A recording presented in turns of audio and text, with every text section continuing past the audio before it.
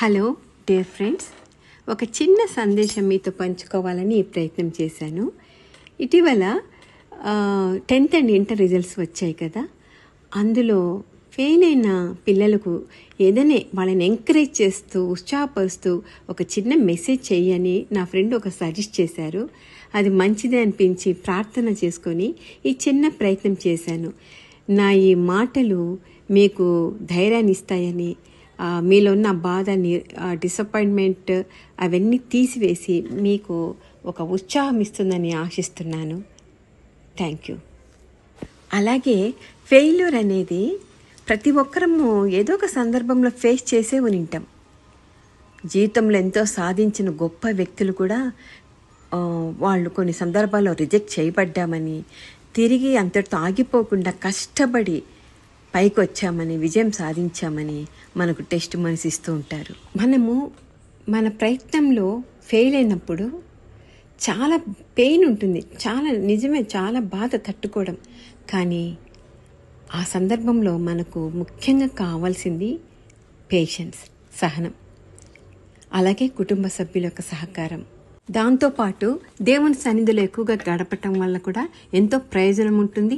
అలాగే గొప్ప గొప్ప వ్యక్తుల యొక్క మోటివేషనల్ స్పీచెస్ వింటూ వాళ్ళ స్టేట్మెంట్స్ చదువుతూ ఉంటే మనలో ఆ నెగిటివిటీ, ఆ నెగిటివ్ థాట్స్ పోయి పాజిటివ్గా ఆలోచించటం మొదలు పెడతాం. ఎప్పుడైతే మన మనసు స్టేబుల్గా ఉంటుందో అప్పుడు మనం కరెక్ట్ డెసిషన్స్ తీసుకోగలం, ఎంతో హెల్తీగా థింక్ చేయగలం. కాబట్టి అయ్యో నేను ఫెయిల్ అయ్యానే అని దిగులు పడకుండా, బాధపడకుండా ముందు అసలు ఎందుకు ఫెయిల్ అయ్యాను అని ఒక టైటిల్ రాసుకోండి. దాని కింద కొన్ని క్వశ్చన్లు వేసుకోవటానికి ట్రై చేయండి. నంబర్ 1, నా గోల్ నేను సరిగ్గా ఫోకస్ చేయలేదా? నంబర్ 2, నేను ఎక్కువగా హార్డ్ వర్క్ చేయలేదా? నంబర్ 3, నేను లైఫ్ను చాలా ఈజీగా తీసుకున్నానా? నంబర్ 4, నేను నా గోల్ రీచ్ అవ్వలేకపోవటానికి గల కారణం ఏంటి? ఏది నన్ను డిస్టర్బ్ చేస్తోంది అని ఒక పాయింట్స్ రాసుకోండి. ఇలా కొన్ని క్వశ్చన్స్ వేసుకుంటే మీ తప్పేంటో మీకే తెలుస్తుంది, ఎవరు చెప్పనక్కర్లేదు. ఆ తప్పును సరిదిద్దుకోవడానికి మీరు ప్రయత్నించాలి. అప్పుడే మీరు విజయం సాధిస్తారు. దిగులు పడుతూ కూర్చుంటే లాభం లేదు. మీ ఫోకస్ను డిస్టర్బ్ చేసే ఏ అంశమైనా సరే దానికి దూరంగా ఉండండి. మనసు కఠినం చేసుకోవాలి. అదే గోల్ పైన ఫోకస్ చేయడం అంటే ఇది చాలా అవసరము. మీ జీవితానికి ఒక అర్థం, ఒక గౌరవం, ఒక హుందాతనం, ఒక ఇండిపెండెంట్గా స్వయం శక్తితో బ్రతకటం అనేది చదువుతో మాత్రమే సాధ్యం. అలాగే నీ విజయాన్ని ఎక్కువగా ఆశించేది మీ తల్లిదండ్రులే. తమకంటే తమ పిల్లలు గొప్పవాళ్ళగా ఉండాలని ప్రతి తల్లిదండ్రి కోరుకుంటుంటారు. అది సహజం. ఈ సందర్భంలో ఒక చిన్న ఉదాహరణ మీకు ఇస్తున్నాను. మా ఇంట్లో నాకు ఒక హెల్పర్ ఉంది. ఆమె చాలా కష్టజీవి. 4 ఇళ్లలో కష్టపడి పనిచేస్తూ తన పిల్లని చదివిస్తోంది. వాళ్ళ అమ్మ కష్టాన్ని చూసి తను ఎలాగైనా చక్కగా చదివి మంచి స్కోర్ తెచ్చుకొని వాళ్ళమ్మని సంతోషపెట్టాలి, జీవితంలో పైకి వెళ్ళాలి అనే ఒక ఉద్దేశంతో కష్టపడి ఈ మధ్య రాసి పాస్ అయింది. చాలా మంచి స్కోర్ తెచ్చుకుంది. ఆ వార్త విని వాళ్ళమ్మ నా దగ్గరికి వచ్చి సంతోషంగా కళ్ళలో నీళ్లు పెట్టి చెప్తున్నప్పుడు నాకు కూడా ఎంతో ఆనందం వేసింది. ఇదే కదా మర్చిపోలేని సంఘటన. అలాగే ఒక గురి, ఒక ఎయిమ్, ఒక లక్ష్యం గురించిన ఒక ఉదాహరణ మీకు ఇవ్వాలనుకుంటున్నాను. మనందరికీ క్రికెట్ మ్యాచ్ తెలుసు. కొన్నిసార్లు కొన్ని మ్యాచెస్ ఎలాగ ఉంటాయంటే ఒక రన్, ఒక బాల్ అలా ఉంటుంది. అప్పుడు ఉత్కంఠగా ఉంటుంది చూస్తున్న వాళ్ళకు, ఆడేవాళ్ళకు కూడా.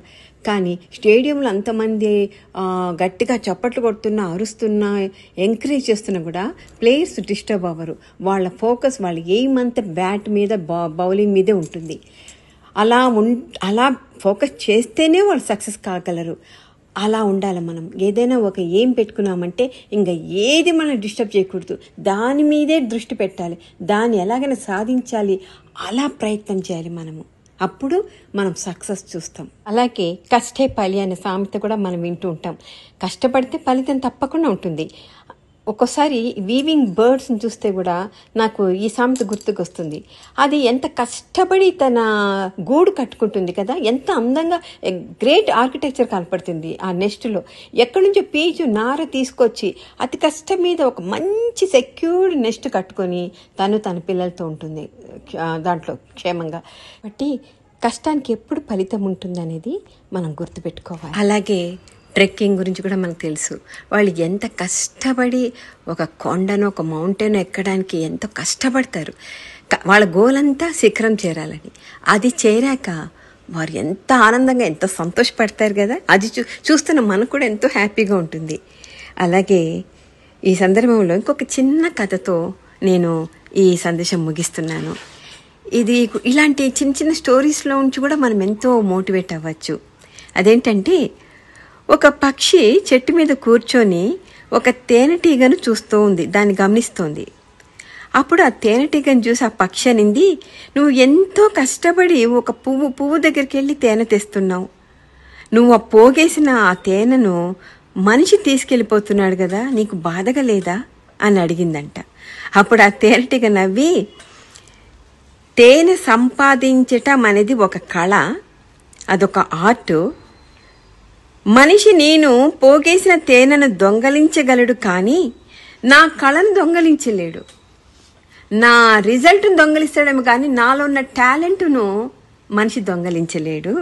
నేను మళ్ళీ సంపాదించగలను, మళ్ళీ కష్టపడతాను, మళ్ళీ తేనెను సంపాదించగలను అనే నమ్మకం నాకు ఉన్నప్పుడు బాధ ఎందుకు అని ఆ తేనెటీగ సమాధానం ఇచ్చిందంట. సో ఆ తేనెటీగ నిరుత్సాహపడలేదు. నేను మళ్ళా కష్టపడతాను, మళ్ళా సంపాదిస్తాను, నాకు టాలెంట్ ఉందని మనకు చెప్తోంది. కాబట్టి నిరుత్సాహపడద్దు, నువ్వు మళ్ళా కష్టపడు, మనసు పెట్టు, తప్పకుండా ప్రయత్నించు, విజయం సాధిస్తావు. All the best. God bless you.